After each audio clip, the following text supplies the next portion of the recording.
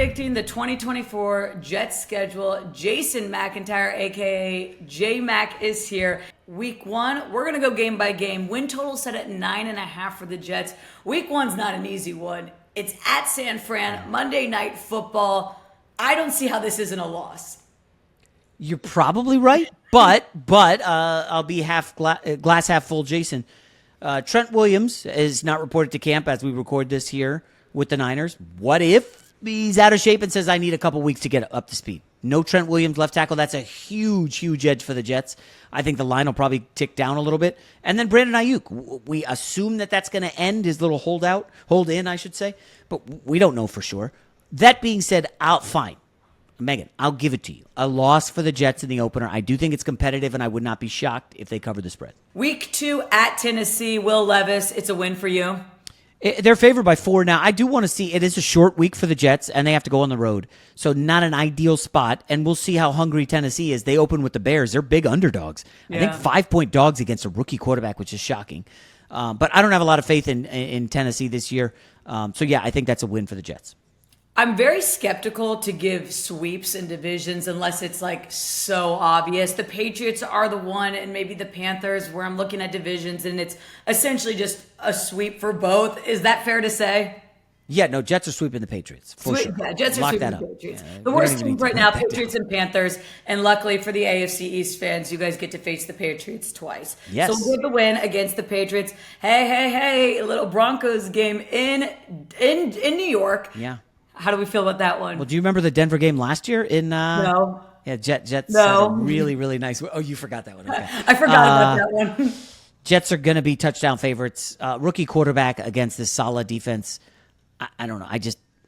I think that's a tough one. Jets go 3-1. That'll be always a little extra beef with that one. Okay, week 5, Vikings. This one is in London. I always think the international games are hard to decide. Everyone's thrown off their rhythm. I feel like Jets, though, have a slight advantage here with Rodgers having that experience. He's traveled a bunch. He's done the international games. He's not going to lose crazy focus going abroad. Yeah, it's a tricky game. I think the Vikings are going to be a good bet all season long as an underdog.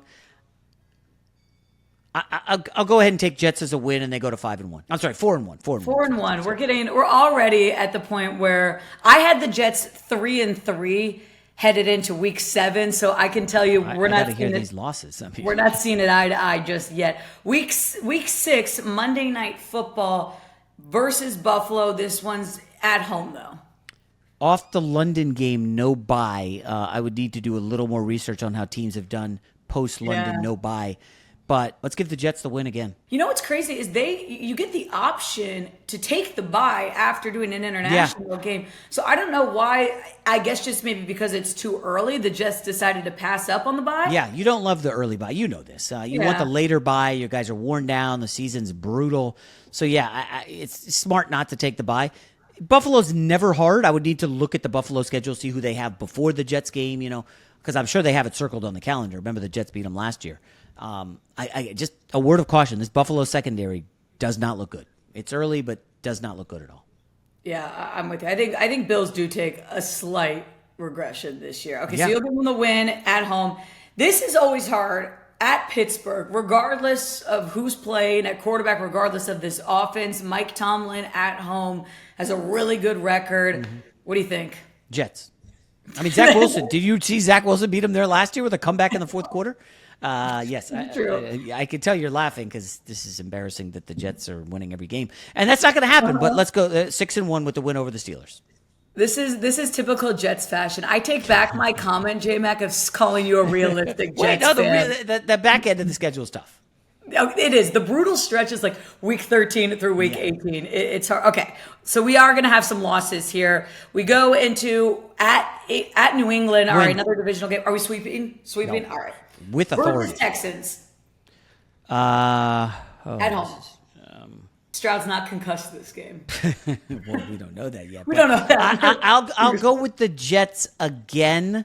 Now, this is getting a little out of control, but it really is. I'm seeing Jets are favored, and they get Houston at home. Could be inclement weather. We know, late October can be crummy weather in the fall in New York. So I'll go Jets. Yeah. When- Okay, 6 primetime games, though. We're not putting enough credit on how difficult that can be for some of the younger guys. I know there's a lot of veterans in this locker room, but 6 national television games. The Jets better be good if they're going to make us suffer through that many national games. Yeah, hopefully that's the case. And Aaron Rodgers is everything. I mean, listen, if Tyrod Taylor's the backup, just, you might as well delete this video. Yeah, we'll just they're move on to not the winning next any one. of these games, yeah. Okay. At Arizona, Sunday. Now we're back to regular times. That's a dub. All right, we're going win. What about versus Colts? A lot of people buying in on Anthony Richardson. I don't know why. I'm not seeing everything that the Colts are that Colts fans are seeing this Interesting. year. I like Richardson a lot. I like Steichen a lot. But again, this is an outdoor game. Yeah. Jets. I mean, listen, things are really breaking their way. That's another win. Damn, 10-1. Oh my! You've got him 10-1 headed. Don't worry, people. It's going to get worse. It will. It can't get any better. We've already hit over the win total, and we haven't even had a bye week. Bye week finally in week 12. In this case, J-Mac has the most healthy roster ever for the Jets versus Seattle at home. Geno Smith, is he still quarterback at this point? Ooh, good question. I'll give the Jets, like you said, coming out of the bye week.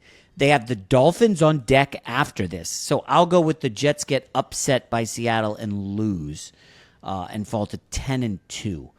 This is kind of a trap game, yeah. It's one of those spots. It's like, oh, we got Seattle at home. They're not that great. And I'm telling you, McDonald is good. I like him a lot. I know. That's a big loss for the Ravens. I think their defense is going to struggle without Mike McDonald. Okay, week 14 at Miami. We're not sweeping the Dolphins. Let's start there, right?